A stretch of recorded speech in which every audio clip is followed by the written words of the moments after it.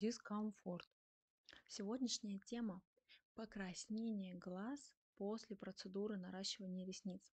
Вот я намеренно сужаю эту тему до покраснения и именно ожогов, потому что нередко случается такое, что мастер и клиент могут или искренне заблуждаться, или друг друга заводить в заблуждение, что это норма вещей и так должно быть. Дискомфорт.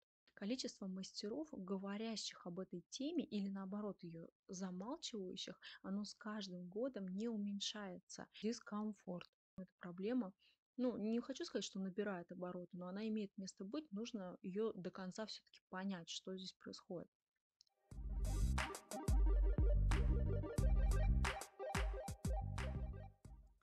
Это супер проблема, которая касается красноты глаз. Покраснение глаз — это состояние, когда мелкие сосуды, капилляры, которые находятся у нас в белках глаз, они расширились.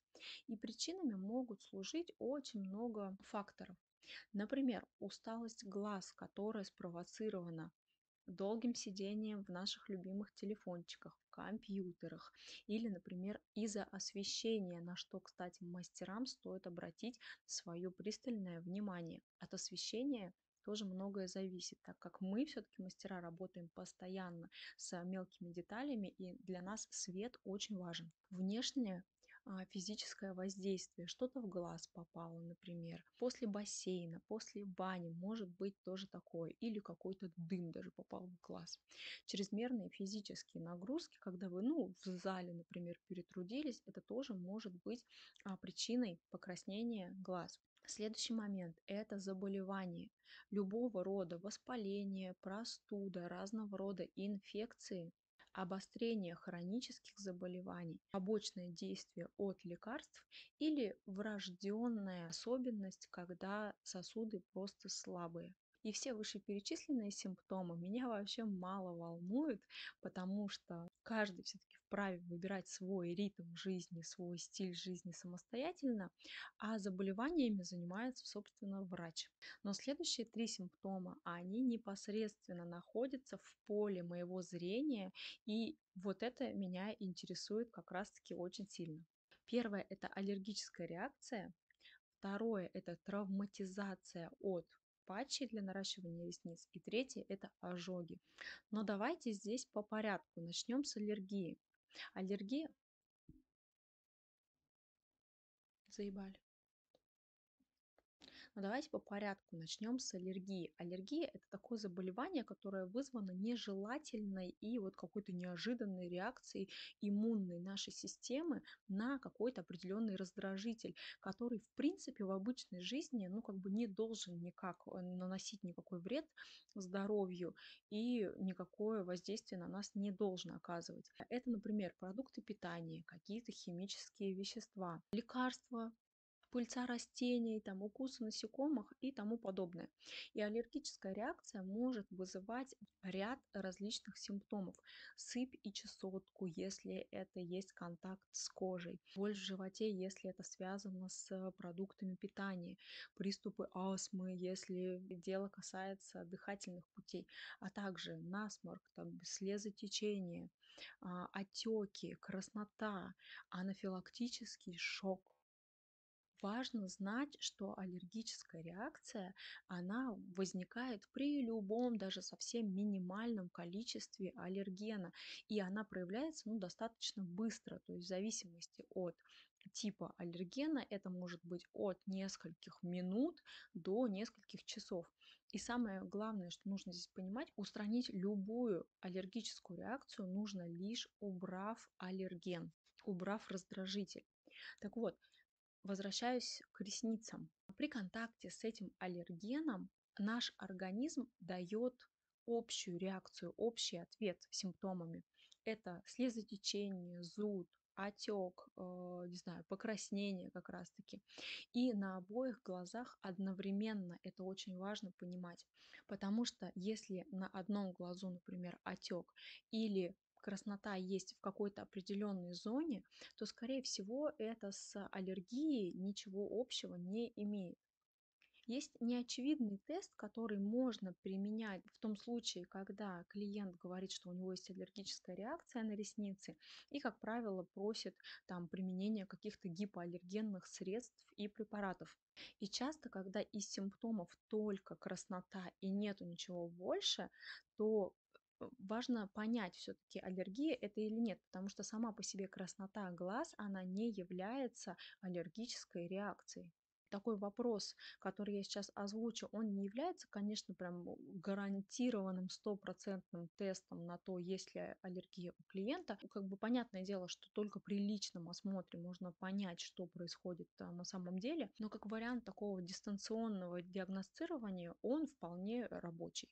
Когда клиент обращается к вам с проблемой аллергии и у него симптомом является только лишь краснота глаз, достаточно спросить один вопрос. А чувствовали ли вы во время наращивания или после, во время носки, дискомфорт, какое-либо покалывание и что вам ресницы мешают? Или, может быть, при зажмуривании глаз она чувствовала дискомфорт? Так вот, если ответ положительный «да», и где-то что-то тянет, мешает, больно, там что-то неприятно, то тут нужно, конечно, приглашать клиента, независимо ваш он или другой. То есть здесь ответ такой, что, скорее всего, была нарушена технология наращивания. Такие моменты, как отступ, близко приклеенные ресницы или вообще века приклеенные ресницы. Иногда бывает даже одной штучки достаточно близко приклеенной, и она будет вызывать такого рода дискомфорт и мешать постоянно. Склеивание ресниц между собой. Также может быть одна малюсенькая пушковая ресница, которая будет вот способна доставлять очень сильные неудобства. А также это отслойки основания, когда вот этот кончик, который не плотно приклеен к натуральной, он доставляет дискомфорт и колет веко. Дискомфорт. Вообще свои работы нужно детально проверять еще до того, как вы отпустили клиента. Но если такая ситуация вот вдруг возникла, нужно приглашать клиента и снова перепроверять по этим критериям и, соответственно, переделывать эту работу. Но если это работа чужого мастера, то тут, конечно, никаких вопросов не стоит. Такая работа должна быть в скорейшем времени убрана с глаз клиента. Сделается, конечно же, полностью снятие. И первое, что нужно понять, это то, что аллергия – это не проблема мастера. Мы этим не занимаемся. У мастера по наращиванию ресниц нет полномочий диагностировать аллергию или тем более заниматься ее лечением. Однако не нужно все свои достижения как мастера и все свои заслуги приписывать аллергии. Возьмите их, пожалуйста, на себя. Второе, что здесь нужно понять, что ожоги у клиента – это не проблемы клиентов, это проблема мастеров. Здесь кроется вот какая сущность. Ой, сущность в виде гномика. Здесь вот кроется какая суть. Если мастер вообще не осознает это проблемой, то он и сам не способен ее никак заметить и решить. И клиенту он предлагает вариант, что это норма вещей, хотя это не норма. У меня очень плотный график работы с клиентами, и ни одно обучение в том числе не состоялось без обсуждения этой проблемы, проблемы красноты глаз. И это говорит о том, что здесь действительно чудовищная катастрофа, если мы не начнем все-таки делать ее предметом обсуждения и решать каким-то образом эту проблему. Но сейчас есть у меня хорошая новость, можно успокоиться, немножко выдохнуть. Что такое покраснение и часть симптомов мы уже знаем. Откуда это все берется, понятно. Большую часть причин мы уже выявили. Сейчас я расскажу о том, откуда у мастера по наращиванию ресниц берутся эти проблемы, и дам несколько советов, как этого не допустить в своей работе. Мастеру по наращиванию ресниц в своей работе нужно обратить внимание на три вещи. Первое – это неплотно сомкнутые веки во время наращивания. Во время наращивания глаза клиента могут открываться из-за анатомических особенностей, из-за каких-то тревожных мыслей, из-за сна и прочих вещей. Чего в этом нет страшного. Это не аргумент говорить, что у вас открывались глаза и поэтому у вас ожог. С этим очень легко можно работать, совершенно никакая не проблема. Второе– это неправильная постановка патча перед наращиванием или он смещается в течение процедуры.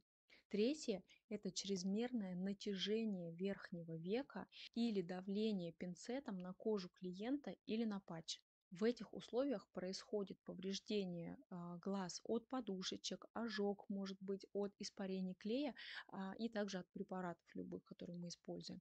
И задача мастера вот этих вещей не допустить.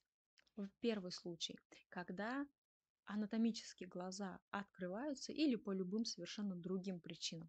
Что нужно сделать? Нужно подклеить одну или несколько ресниц прямо к патчу. И только это позволит держать глаза закрытыми на протяжении всей процедуры.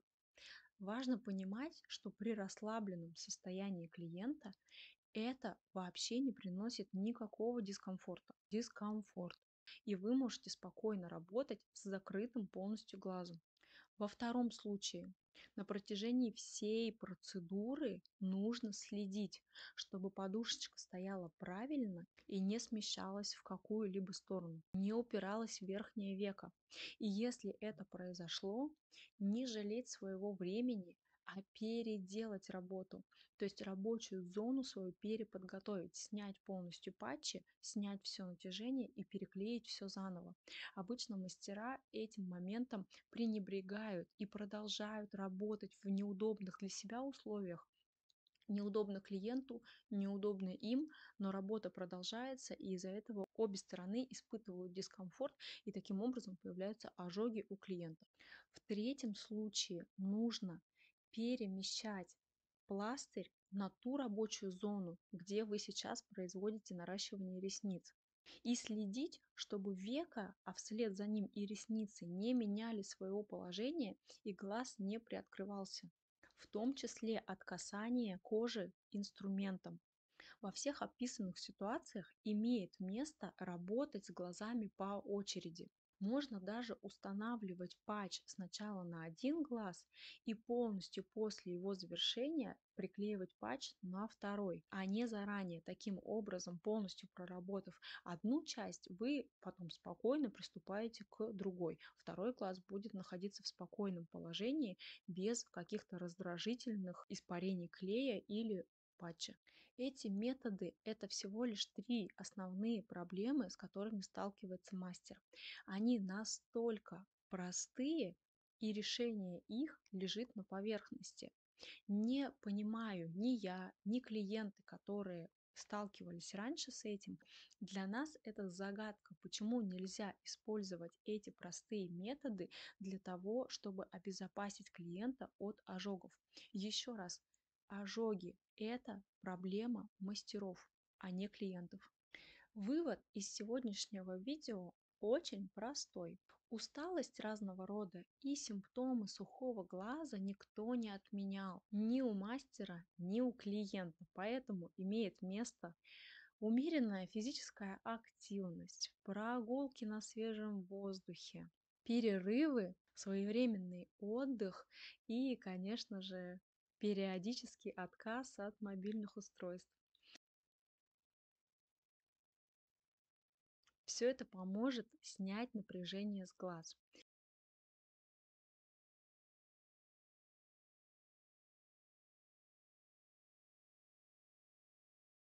Второй вывод.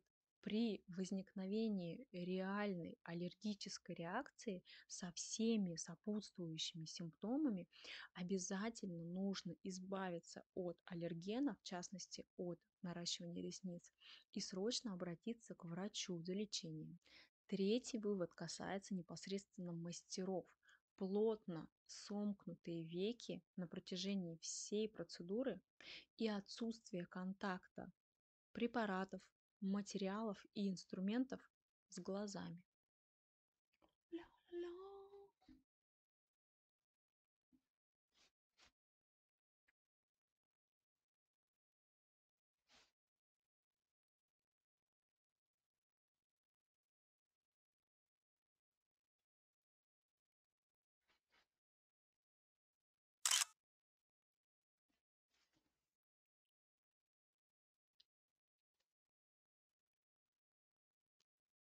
Совершенно простые методы.